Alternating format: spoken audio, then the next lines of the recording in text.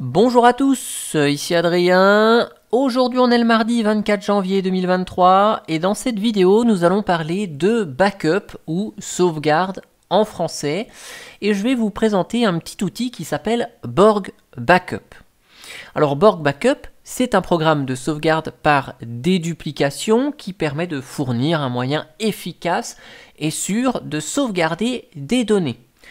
Il supporte la compression et le chiffrement. Donc quand je dis sauvegarde par déduplication des données, ça veut dire que vous allez pouvoir faire des sauvegardes quotidiennes avec l'outil puisque seules les modifications sont sauvegardées et si vous sauvegardez 50 fois un fichier de 3 ou 4 gigas, il ne prend pas 50 fois la place de 3 ou 4 gigas. Et puis il supporte le chiffrement, ce qui va vous permettre de stocker la sauvegarde sur un disque USB et puis de mettre ce disque USB chez vos parents ou chez vos frères et sœurs de manière à avoir une sauvegarde délocalisée mais à l'abri des regards indiscrets.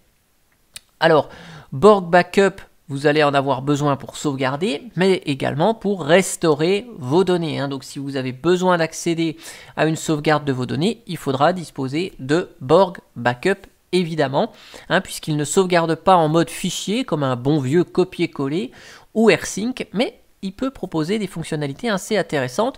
C'est ce que l'on va voir ici. Alors nous sommes sur Fedora, donc je vais installer Borg Backup via un petit sudo dnf install Borg Backup, mais Borg Backup est disponible sur plein d'autres distributions Linux, donc vous pourrez retrouver la commande équivalente apt install Borg Backup sur Ubuntu, Debian, Linux Mint, émerge Borg Backup sur une Gentoo ou Calculate Linux par exemple.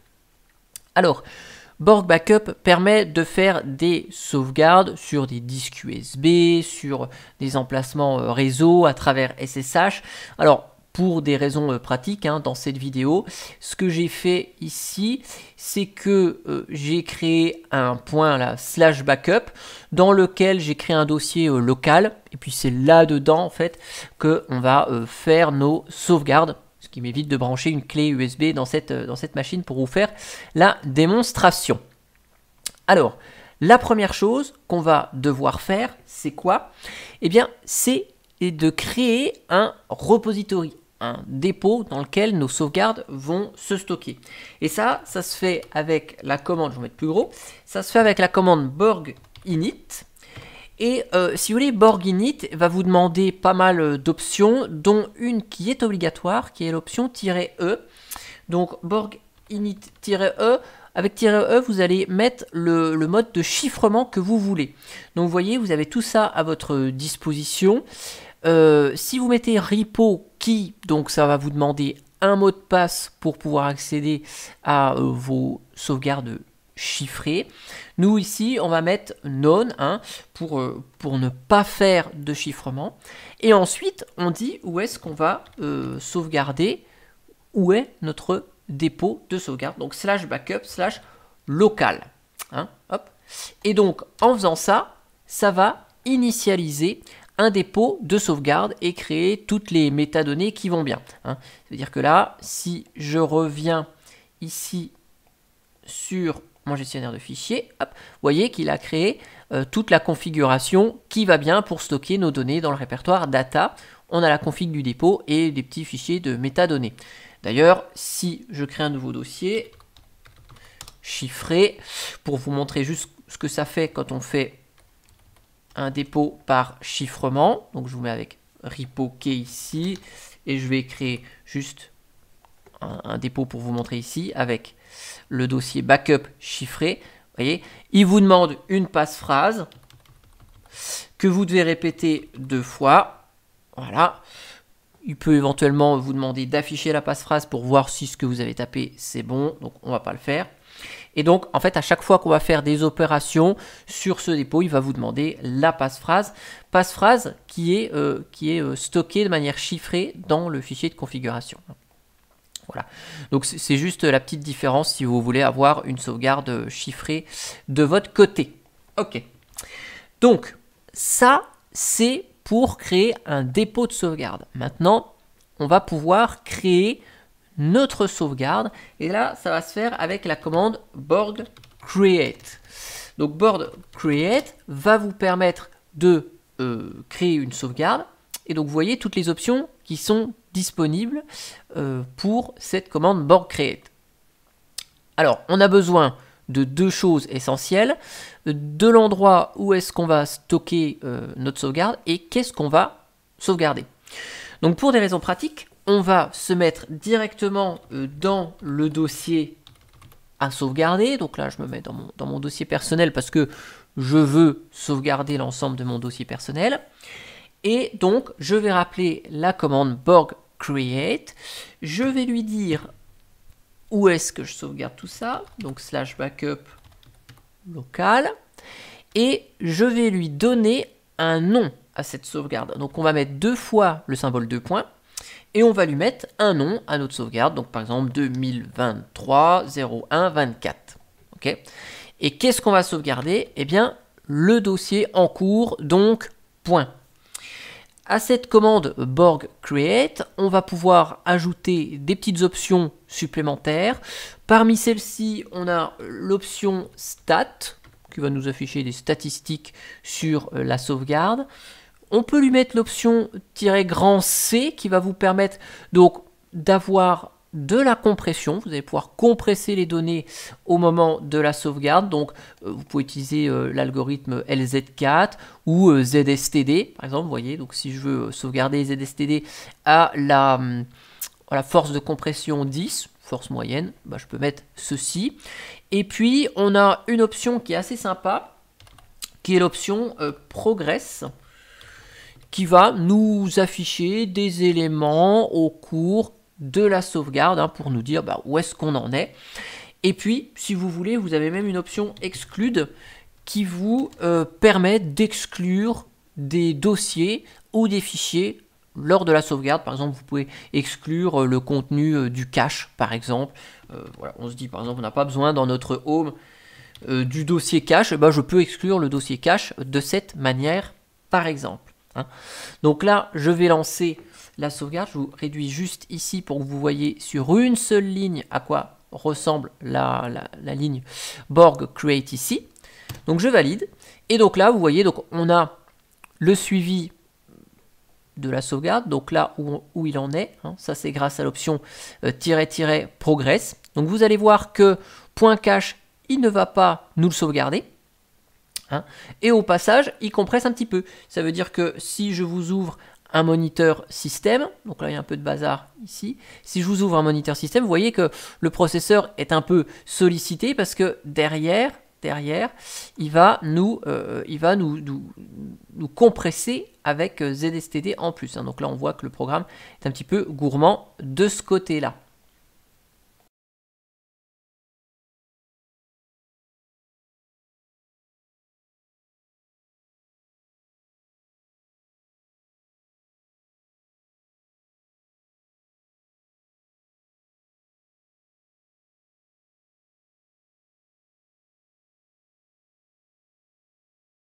Voilà, donc la sauvegarde, la première sauvegarde est terminée, donc ça a mis un petit peu de temps grâce aux stats. Vous voyez, on a des informations sur donc où est-ce que ça a été sauvegardé, quel est le nom de l'archive, son empreinte, quand ça a commencé, quand ça a terminé, la durée, le nombre de fichiers sauvegardés, et on a des petites informations ici qui s'affichent en supplément.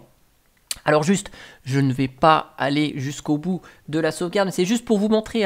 Là, cette fois-ci, si je sauvegarde sur le dépôt chiffré, comme je vous ai montré tout à l'heure, on a créé, là, il va nous redemander la passphrase pour effectuer la sauvegarde. Donc bien stocker notre sauvegarde de manière chiffrée.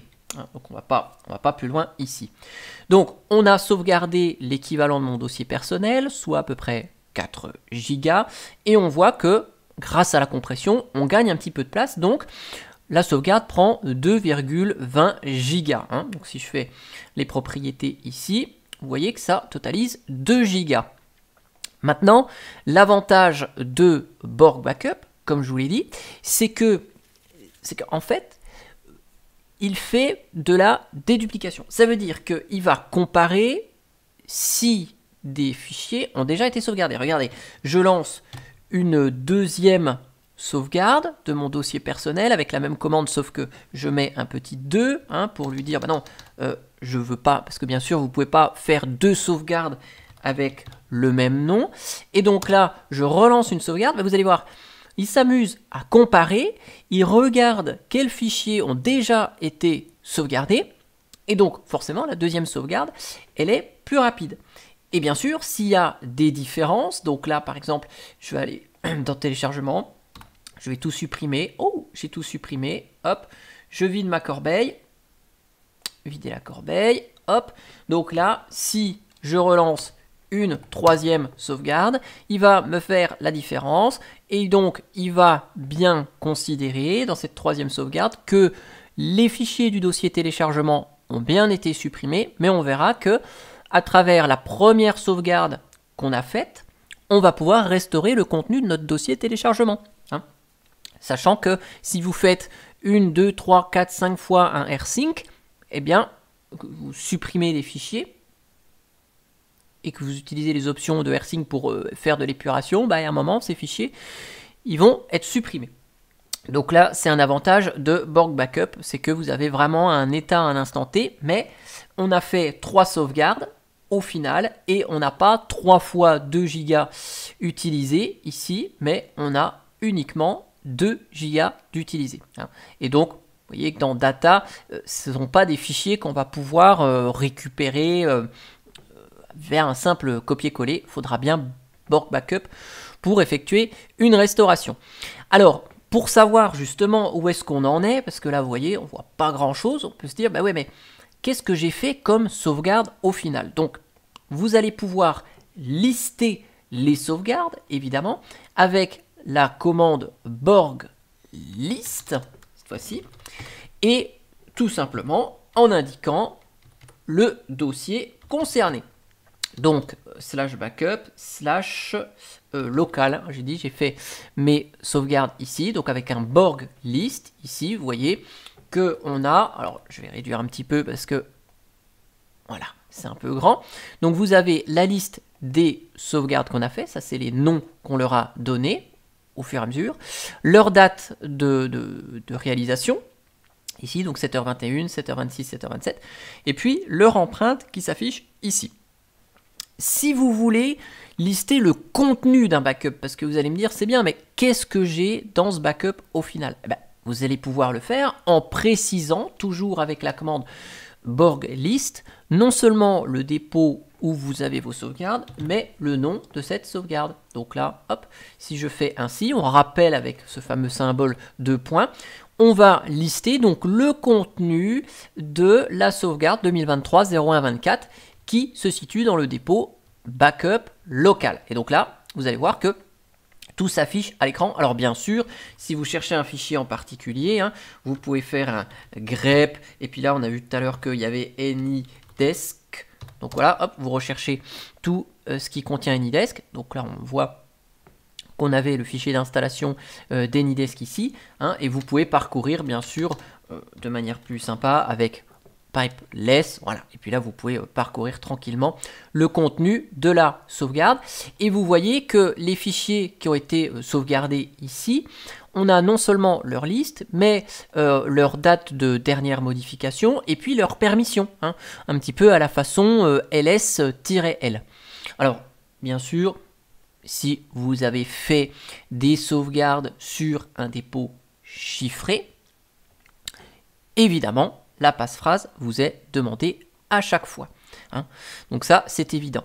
Alors, là, on a 3 sauvegardes. Allez, je vais aller ici dans mon dossier personnel. Je vais carrément supprimer le contenu de document. Hop, je supprime des trucs. Vider la corbeille.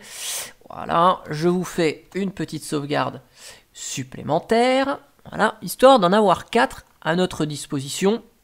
Et puis, je vais en refaire une petite à blanc, voilà, où il n'y a rien dedans. Ça sera rapide. Au moins, on aura 5 sauvegardes pour travailler pour le reste de cette vidéo. Alors, vous avez vu que là, on a donc 5 sauvegardes et j'ai supprimé des trucs. Hein. Donc dans téléchargement, j'ai plus rien. Document, je l'ai supprimé. Oups, voilà. Alors, là, maintenant, on va voir comment restaurer des éléments. Parce que sauvegarder des éléments, c'est bien, mais les restaurer, c'est quand même le but de la sauvegarde. C'est que si jamais on perd quelque chose, on va avoir besoin de les restaurer, ces éléments. Donc, on a vu avec la commande Borg list, hein, on va faire comme ça, je me dis, tiens, j'ai perdu mon dossier document, comment le restaurer? Donc, je regarde dans ma sauvegarde 2023-01-24, qu'est-ce qui contient document? Et donc là, ah ouais, super, il y a tout ça, ah oui, tout ça, ça m'intéresse de récupérer. Donc, je veux récupérer tout ça. Donc, pour récupérer tout ça, on va utiliser la commande Borg extract. Alors, je vais vous remettre peut-être un petit peu plus gros, voilà. Donc, on va utiliser la commande Borg extract. On va pouvoir réutiliser la petite option progress pour voir où est-ce qu'il en est lors de l'extraction. Et donc, lorsque l'on va exécuter Borg extract, il va extraire ce qu'on va lui demander dans le dossier en cours. Donc là, je suis dans mon dossier personnel. Donc, il va extraire dans mon dossier personnel. Ensuite, on va lui dire depuis quelle sauvegarde on veut restaurer. Donc, dans le dépôt backup local, on lui spécifie donc le nom de la sauvegarde en question, 2023-01-24. Voilà. Si je fais ça sans rien du tout, il va me restaurer toute la sauvegarde, tout le contenu de cette sauvegarde. Mais si vous voulez récupérer juste un truc précis, eh bien vous allez indiquer le nom de l'élément ou des éléments que vous souhaitez restaurer, un petit peu comme on fait avec tar pour l'extraction. Donc là, je veux restaurer document, voilà, je valide ici. Et donc, vous voyez, ça a été très rapide finalement. Il m'a restauré le contenu du dossier document qu'on avait dans cette sauvegarde, la 2023-01-24 de backup local. Et donc, si je reviens ici, vous voyez que mes documents ont bien été restaurés. Ils sont tous là. Hein, donc, c'est tous ceux que j'avais avant. La date est conservée. Et puis, vous avez vu que j'avais supprimé des choses du dossier téléchargement. Donc là, ça ne s'est pas restauré, le contenu de mon dossier téléchargement, puisque j'ai indiqué uniquement de me restaurer document. Hein. Si j'indique rien du tout, il va par défaut tout me restaurer et me réécraser éventuellement ce qui était déjà existant. Et vous voyez, ça peut provoquer éventuellement des erreurs. Là, Flameshot était en cours, de fonctionnement. Il a restauré le fichier de configuration de Snapshot, donc du logiciel là, Flameshot. Et donc, attention quand vous restaurez, si vous restaurez exactement au même endroit que vous êtes et qu'il y a des fichiers de configuration ou des programmes qui utilisent ces fichiers, ça peut poser quelques petits soucis. Donc attention, pendant l'extraction, vous pouvez éventuellement extraire les fichiers dans un dossier temporaire pour aller éventuellement les replacer à la main, mais je souhaitais quand même vous le signaler. Alors, je vous accélère bien sûr l'extraction puisque là j'ai lancé l'extraction de tout.